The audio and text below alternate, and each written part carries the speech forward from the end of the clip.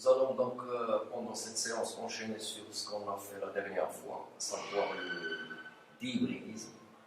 Et donc, on avait dit que lorsque deux gènes sont génétiquement indépendants et physiquement liés, ça veut dire qu'ils sont situés sur un même chromosome et très éloignés l'un de l'autre. Donc, dans ce cas, pour pouvoir estimer la distance entre les deux gènes, on est obligé de choisir un marqueur donc, qui doit être situé entre les deux gènes. Donc, dans notre cas, jusqu'à maintenant, on a parlé des couples d'allèles BP+. Alors, ce marqueur, ce ne sera rien d'autre qu'un troisième gène et qui va nous permettre de travailler sur des segments chromosomiques plus petits. Et donc, ça nous permettra d'être dans la liaison génétique et donc ça va permettre de pouvoir calculer la distance. Et donc, on se retrouvera dans un trihybridisme.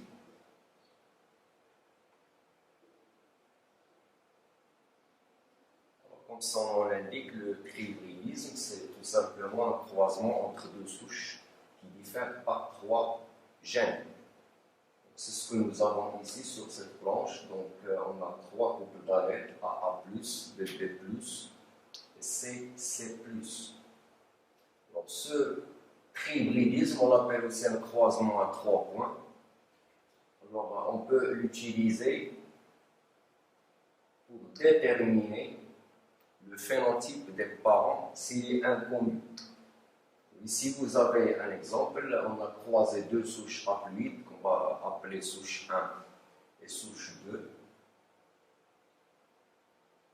dont le phénotype est inconnu. Je rappelle ici qu'on dit phénotype ou génotype, c'est la même chose puisqu'on est chez des organismes haploïdes. Donc le phénotype reflète le génotype. Alors, ici, on a le zygote qui est à 2N et qui va subir la méiose pour donner les tétrades ou les spores. Alors ici, on a représenté le zygote, mais on peut aussi l'utiliser pour représenter deux chromatides en stade prophase 1 de la méiose, c'est-à-dire ici.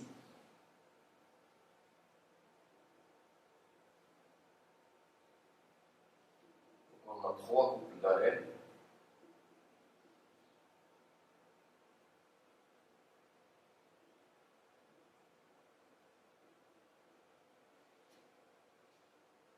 Ici A, B+, C+, la même chose ici. Donc, nous avons 4 chromatides comme d'habitude. Et sur cette planche, on a représenté seulement, par exemple, la chromatide 2 et 3. Vous avez ici. Alors, ce zygote va subir la méiose. Et donc, il y a 8 cas possibles, selon s'il y a eu crossing over ou non, et où il y a eu crossing over. Alors, c'est 8 cas. 2 cas sont les premiers, c'est les cas où il n'y a pas du tout de crossing over, pas de recombinaison. 2 cas où il y a crossing over entre A et B. 2 autres cas où il y a crossing over entre B et C. Et les 2 derniers cas où il y a crossing over entre A et B et entre B et C. C'est pourquoi donc il y a 8 cas possibles. Et donc 8 types de spores possibles pour une seule méiose.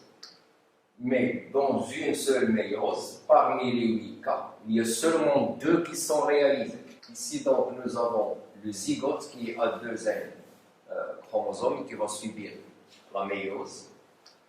Et après la méiose, on a 8 cas possibles, selon qu'il y ait crossing over ou non. Alors, ces 8 cas, les 2 premiers cas, c'est lorsqu'il n'y a pas du tout de crossing over, pas de recombinaison.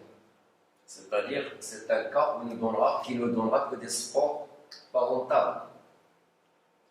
Le deuxième cas, c'est lorsqu'il y a crossing over seulement entre A et B, et il n'y a pas de crossing over entre B et C.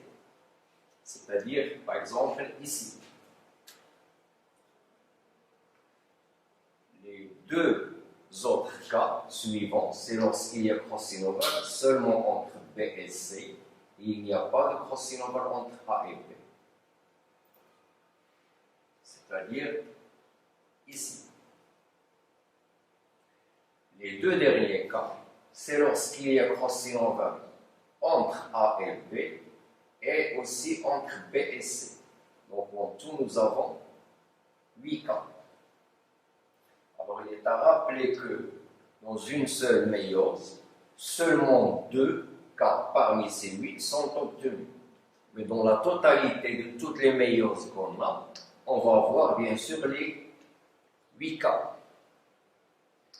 Alors ici, on a la descendance en spore en vrac de ce croisement de la souche 1 avec la souche 2. Alors, qu'est-ce qu'on remarque parmi ces phénotypes?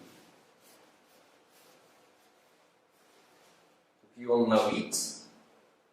Parmi ces 8, il y en a 2 qui n'ont pas du tout subi de crossing over, 4 qui ont subi un seul crossing over, soit dans un segment chromosomique, soit dans l'autre, et 2 qui ont subi 2 crossing over, c'est-à-dire un crossing over dans chaque segment. Alors, on rappelle qu'on est dans le cas de la liaison génétique. Et quand il y a liaison génétique, ça veut dire que les parentaux sont toujours supérieurs aux recombinés. C'est-à-dire que parmi ces 8 phénotypes, ceux qui ont les effectifs les plus élevés, ce sont des génotypes parentaux. Donc, d'un côté, nous avons le phénotype B, donc qui est en réalité A+, B, C+, et de l'autre côté, nous avons le phénotype AC, qui est A, B+, C. Ça veut dire que ces deux types de spores contiennent un chromosome parental qui n'a pas du tout subi de crossing over. Ça veut dire que la souche 1 et la souche 2 possèdent ces phénotypes. Donc, je vais écrire ici souche 1 et souche 2. Donc ceci nous a permis de déterminer le phénotype des parents, même s'il est inconnu. Alors maintenant nous avons 3 gènes. Nous connaissons les phénotypes des parents, mais nous ne connaissons pas l'ordre des gènes sur le chromosome. Alors bien sûr, il y a 3 cas possibles, puisqu'il y a 3 gènes. Donc soit c'est le couple d'allèles AA+, qui se trouve au milieu, soit c'est le couple CC+, qui se trouve au milieu, soit c'est le couple BP+, qui se trouve au milieu. Alors, pour déterminer le gène qui se trouve au milieu, il suffit de comparer le phénotype des parents et celui des doubles recombinés. Alors, le phénotype parental à comparer avec le phénotype des types de spores qui ont subi 2 crossing over. Alors, pourquoi? On va essayer d'expliquer ça ici. Alors, ici, nous avons les parents. Et ici, les doubles recombinés. Ça, c'est un exemple qui n'a pas forcément un lien avec l'exercice que nous sommes en train de faire. Alors, je vais faire une petite illustration ici. Je vais schématiser seulement 2 chromatides. Nous avons A plus C plus B avec A, C, B plus. Alors, s'il y a un seul crossing over ici, on va avoir cette situation.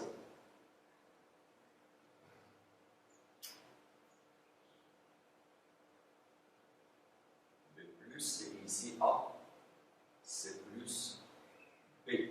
Ça, c'est le premier crossing over, c'est-à-dire ici. Maintenant, le deuxième crossing over, on va avoir cette situation.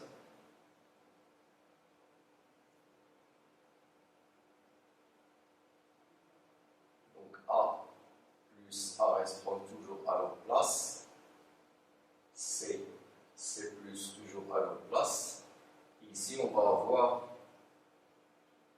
B plus. Qu'est-ce qu'on remarque? Donc, ce que je fais ici, c'est une illustration plus détaillée de ce qui se passe là. Donc, en allant des parentaux ou double recombinés, en réalité A et B sont restés à leur place, alors que C a été permuté. Ça veut dire que lorsqu'on compare les parentaux et le double recombiné, le gène qui se trouve au milieu est permuté. Donc, pour le déterminer, il suffit de comparer les parentaux et le double recombiné. Alors, les parentaux, on les reconnaît, comme on l'a dit tout à l'heure, parce qu'ils ont l'effectif le plus élevé. Donc, il nous reste 6 parmi les 6 qui restent. Il y a bien sûr 2 qui sont double recombinés. Alors, ces doubles recombinés, théoriquement, ils ont l'effectif le moins élevé. Pourquoi? Parce que tout simplement, ils ont la probabilité la plus petite d'avoir lieu. Sachant que logiquement, on a plus de chances d'avoir un seul crossing over dans un des deux segments que d'avoir les deux crossing over en même temps. Donc, les doubles recombinés ont l'effectif le plus petit. C'est-à-dire, ici, ce phénotype A avec un effectif de 2 et le phénotype BC avec un effectif de 1. Donc, si on essaie de les comparer aux parents, on va regarder sur le tableau les phénotypes parentaux. Donc, les doubles recombinés, nous avons d'une part A qui est donc en réalité A, B plus, C plus, et nous avons d'autre part BC qui est en réalité A plus, B, C.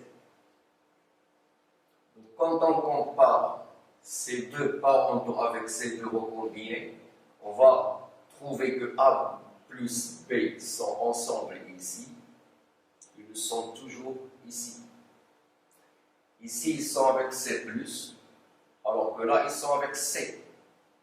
La même chose pour celui-là. A, B+, ces deux allèles sont ensemble ici. Ils le sont toujours chez ce double recombiné.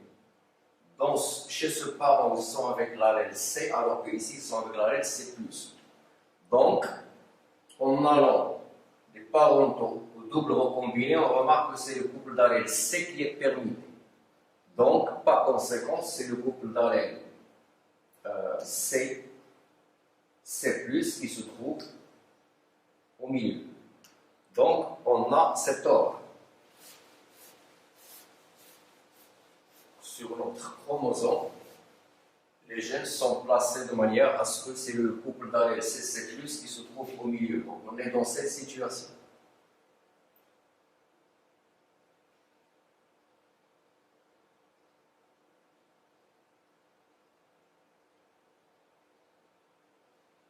Alors, à partir de ce moment, on peut calculer la distance sur ce segment. On remarque alors que entre les parentaux et les doubles recombinés, chez ce parent A plus B sont des allèles associés. Ils le sont toujours chez ce double recombiné. C'est A plus B. On a ici. Chez ce parent, ils sont avec l'allèle C+, alors qu'ici, ils sont avec l'allèle C. La même chose pour l'autre parent et l'autre double recombiné. A est associé à B+, ils le sont toujours chez ce double recombiné. Chez ce parent, ils sont avec l'allèle C, alors que ici, chez ce double recombiné, ils sont avec l'allèle C+. Donc, c'est le couple d'allèles CC+, qui se trouve au milieu des deux autres. Et donc, on est dans cette situation.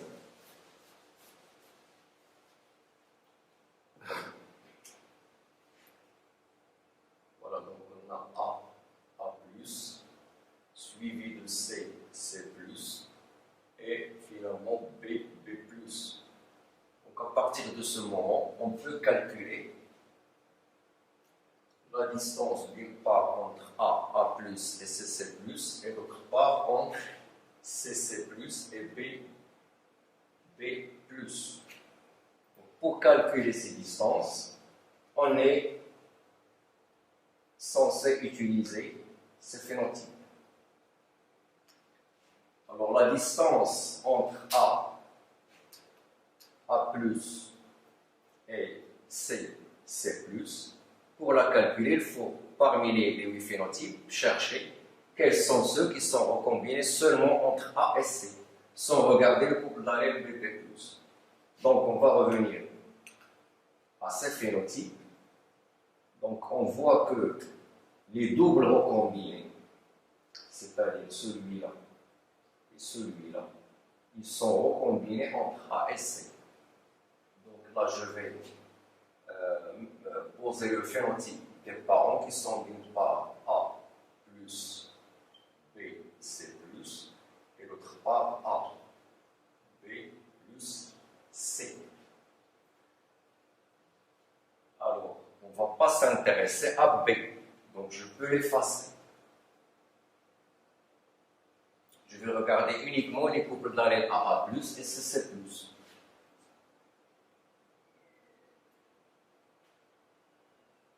Parmi donc ces 8 phénotypes, tout ce qui est A+, C et A, C+, ce sont des recombinés. Les recombinés, ce sont d'une part A plus C et d'autre part A, C+. Donc, en regardant, les parentaux, bien sûr, ne sont pas recombinés. Ils sont d'une part A, C+, et AC, c'est ce qu'on voit ici. Les doubles recombinés, l'un il est A, C+, l'autre il est A plus C. Donc il y a les doubles recombinés, c'est logique, puisqu'ils sont recombinés au niveau des deux segments. Il nous reste les 4. 4 autres, parmi les 4 qui restent, nous avons celui-là C, il est A plus C, et celui-là, il est AC+. Donc, ce sont aussi des recombinés. Les derniers qui restent, ce sont d'une part A plus C+, et d'autre part AC. Ce sont donc des parentaux. Donc, la distance entre A et C, et celle-là, c'est 2 plus 48 plus 47 plus 1 sur le total qui est 2000 fois 100. Et ça va nous donner une distance de 9,8 centimorgans. Donc ici, nous avons 9,8 centimorgans. Alors, pour l'autre segment, les doubles recombinés seront pris en considération puisqu'ils sont recombinés dans les deux segments.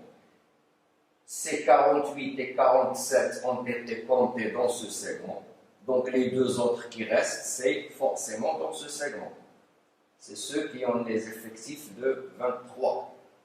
Donc cette distance entre C et B deviendra 23 deux fois, plus 2 plus 1 sur le total fois 100.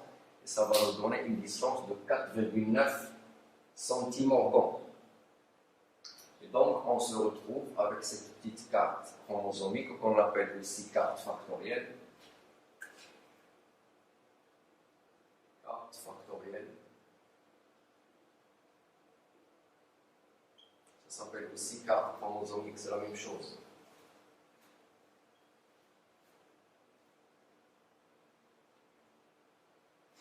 Alors, maintenant, on peut aussi, puisque les trois gènes 2A2 sont génétiquement liés, on peut aussi calculer la distance entre AA+ et BB+.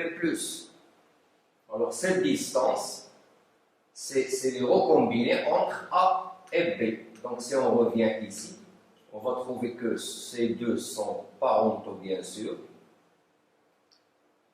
Ces deux doubles recombinés, ils sont d'une part A, B+, et d'autre part A plus B.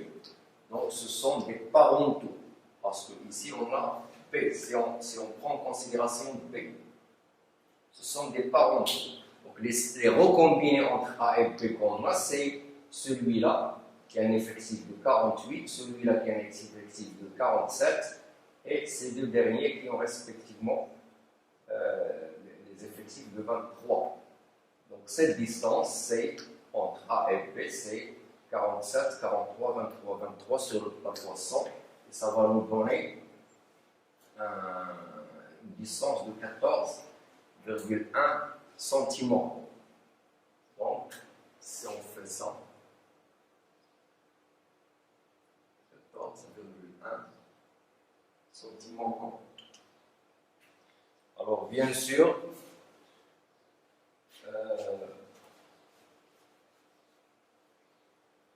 on remarque que 14,1 centimorgans ne correspond pas à la somme de 9,8 plus 4,9. Parce que la somme de ces deux, ce n'est pas 14,1, c'est plutôt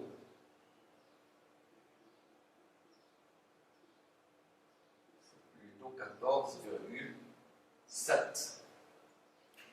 Et donc, on se pose la question, est-ce que c'est 14,1 ou c'est 14,7? Alors, la réponse vient du fait que quand on a calculé la distance entre A et B, on n'a pas considéré ces doubles recombinés. Et là, je rappelle qu'en réalité, la distance, c'est quoi? C'est qu'on compte le nombre de crossover qui ont eu lieu ici, chez ces doubles recombinés. Il y a 2 crossover pour chacun, mais qu'on ne voit pas dans cette formule. Pourquoi? Parce que on les regarde, ils nous paraissent des parentaux pour les couples d'allèles AA plus BB+. En réalité, il faut les compter. Donc, cette distance entre A, en réalité entre A et B, en réalité est égale aux 4 recombinés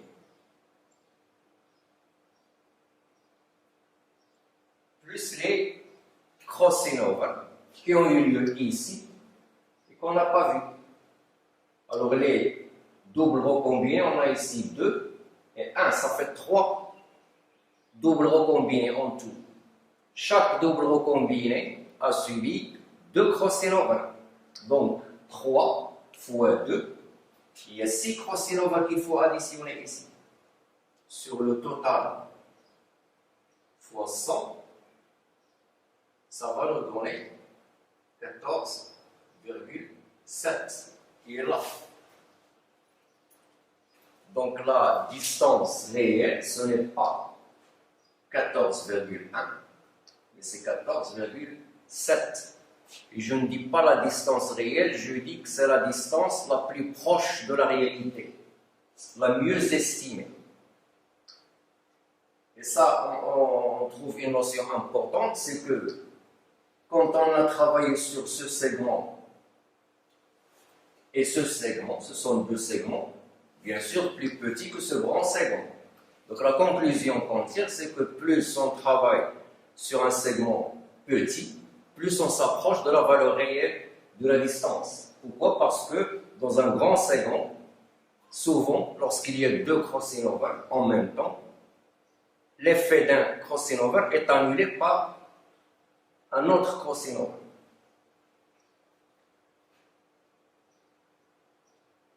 Alors, Alors, il y a une notion importante qu'on rencontre souvent quand on fait un trihybridisme, c'est lorsque il y a impossibilité d'avoir deux crossing over en même temps. C'est-à-dire, si je reviens à ce schéma,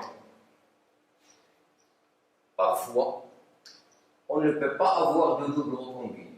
Pourquoi? Parce que la réalisation d'un crossing over empêche la réalisation de l'autre, ou l'inverse. Lorsqu'un crossing over empêche l'autre, ça empêche le fait d'obtenir des doubles recombinés. Et dans ce cas, on dit qu'il y a interférence. Ça veut dire que les deux crossing over interfèrent l'un avec l'autre. Soit il y a l'un, soit il y a l'autre. Et donc le résultat, c'est que le nombre de doubles recombinés qu'on obtient expérimentalement est inférieur à celui qu'on doit obtenir théoriquement.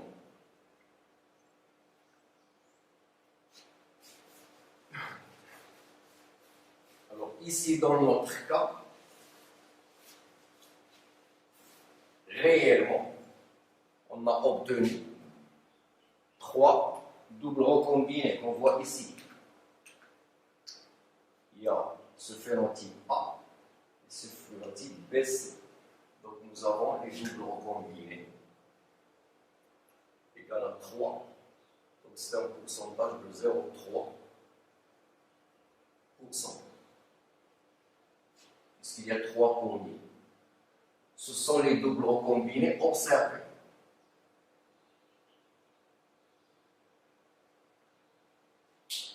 C'est un effectif qui est inférieur à celui qu'on doit théoriquement obtenir, c'est-à-dire point de vue théorique, combien on devrait obtenir de doubles recombinés.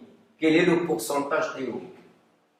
Alors le pourcentage théorique, donc on l'appelle double recombiné attendu,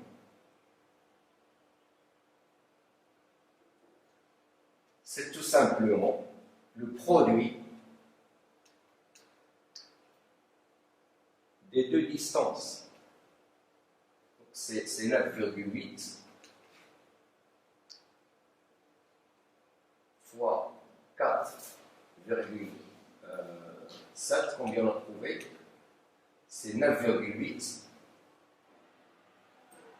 fois 4,9. Et donc ça va nous donner un pourcentage théorique d'environ 0,4%. Ici, après avoir arrondi, parce que ça doit donner 0,48, je crois. Et on va arrondir pour simplifier le calcul, on va garder la valeur de 0,4. Alors, on a dit tout à l'heure que cette notion d'interférence fait que soit on a un crossing over, soit on a l'autre crossing over. Quand il y a interférence. Alors, dans le cas où on peut avoir les deux crossing over en même temps, on dit qu'il y a coïncidence. Alors, la coïncidence,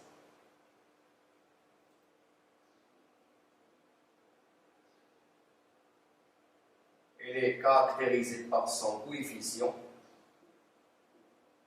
qu'on appelle coefficient de coïncidence. Tout simplement, c'est le rapport pourcentage des doubles recombinés observés sur le pourcentage des doubles recombinés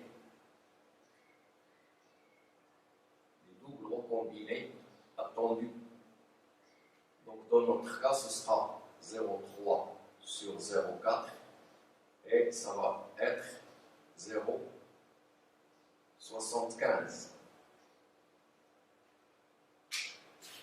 Donc on a un coefficient de coïncidence qui est égal à 0,75. Alors l'interférence plus la coïncidence est égale à 1, puisque le maximum c'est 100%. Et par conséquent, l'interférence est égale à 0,25. Donc ça veut dire quoi cette interférence qui est égale à 0,25? Ça veut dire tout simplement que parmi tous les doubles recombinés qu'on devrait obtenir, on a obtenu seulement 75%. 25% de ces doubles recombinés attendus, ces 25% ont été éliminés à cause de l'interférence. Alors, il y a les cas extrêmes, puisque l'interférence et la coïncidence, leur somme est égale à 1, et les deux sont comprises entre 0 et 1. Donc, il y a le cas extrême où l'interférence est totale. Alors, lorsque l'interférence est totale, ça veut dire que la coïncidence est nulle. Dans ce cas-là, il y a impossibilité totale d'avoir les doubles recombinés, les deux crossover en même temps. Donc, dans ce cas-là,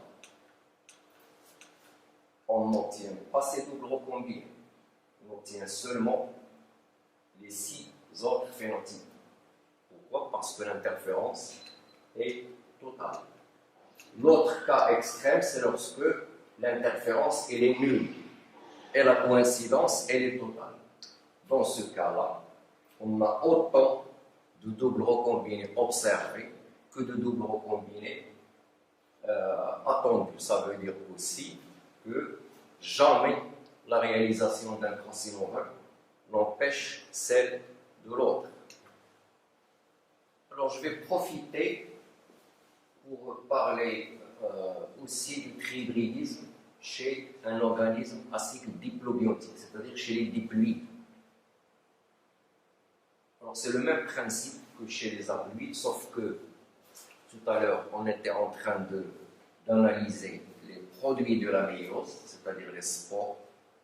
Maintenant, chez un diploïde, on va analyser la descendance du test cross. Alors, vous savez très bien que quand on travaille chez un organisme diploïde, pour voir la recombinaison, pour voir s'il y a liaison indépendante génétique, pour calculer les distances entre les gènes, on utilise la descendance du test cross. Dans notre cas ici, on croise deux parents, P1 et P2, dont le phénotype et le génotype sont inconnus.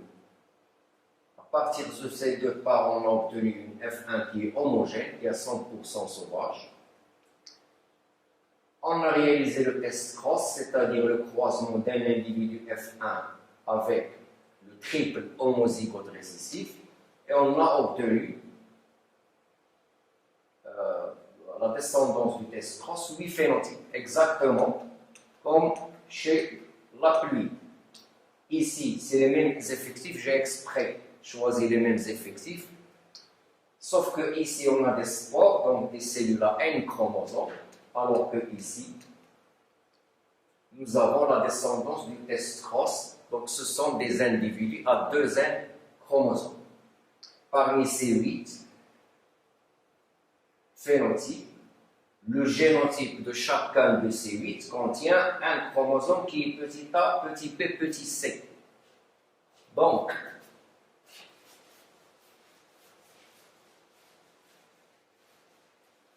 ces 8 phénotypes vont nous permettre de déterminer le génotype de F1 et les génotypes des parents.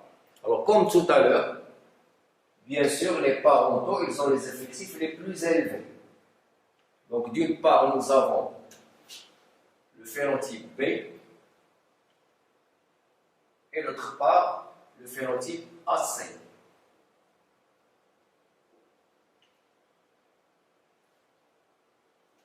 Alors, B, son génotype provient d'un test cross, donc il est A plus B, C plus sur A, B, C. Permettez-moi, je suis obligé de changer de marqueur.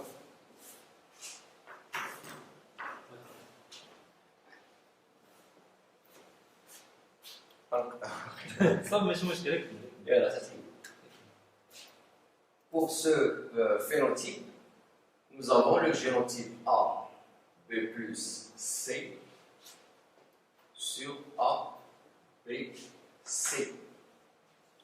Alors, ce sont des parentaux, ça veut dire que chez cet individu, le chromosome ayant le génotype A plus B, C plus, provient de F1 sans avoir subi de recombinaison. La même chose pour celui-là. cet individu a le chromosome A, B plus C, qui provient de F1 ou d'un gamète F1 sans avoir subi de recombinaison. Ça veut dire que le génotype de F1, c'est celui-là. C'est A plus B, C plus sur A, B plus C. C'est-à-dire ce chromosome avec celui-là. Par conséquent, puisque les parents sont de race pure, donc nous avons P1, il a le génotype A plus, B, C plus.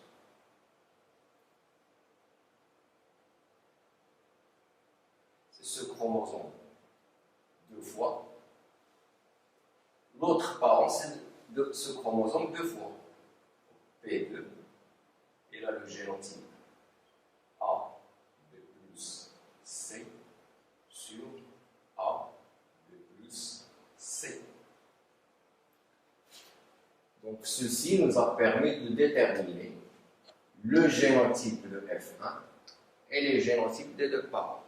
Tout à l'heure, en parlant des haploïdes, ça nous a permis de déterminer le phénotype des parents qui reflète le génotype. Maintenant, puisque c'est des diploïdes, ça nous permet de déterminer le génotype de F1 et le génotype et le phénotype des parents. Alors pour le reste, le calcul c'est le même. Donc nous avons le calcul c'est le même, je veux dire tout ce qui est calcul de la distance, tout ce qui est interférence et coïncidence, c'est exactement, puisque c'est le même exemple, c'est exactement la même chose que ce qu'on a vu chez les haploïdes. Alors sur ce tableau, il y a un petit récapitulatif. Donc ici vous avez ce qui concerne les haploïdes, ici ce qui concerne les diploïdes. Donc le cycle, on l'a déjà dit, c'est un cycle haplobiontique, donc la méiose suit immédiatement la fécondation. Et ce qu'on analyse, c'est les produits de la méiose. Ici, après fécondation, il y a immédiatement des mitoses qui donnent l'individu qu'on observe. Donc on analyse les produits des mitoses qui surviennent après la fécondation. Alors ici, les produits analysés, donc c'est les analyses de la produit de la méiose à un chromosome. Ici, c'est l'analyse des produits des mitoses du zygote qui est à deuxième chromosome. Alors ici, bien sûr, on l'a déjà dit aussi, le phénotype reflète le génotype. Chez un diploïde, non. Le phénotype ne reflète pas le génotype. Chez un diploïde, pour déterminer le génotype, on est parfois obligé de faire un test cross.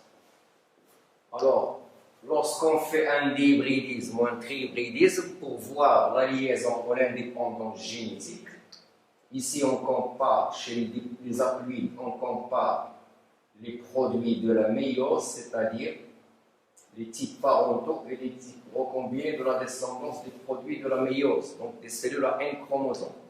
Ici on compare les types parentaux et les types recombinés de la descendance du test cross chez un organisme diploïde. Alors la même chose pour les distances. Ici, c'est le nombre de recombinés sur le total fois 100 en comptant les produits de la méiose. Ici, c'est en comptant, pour calculer les distances, c'est en comptant les recombinés de la descendance du test cross.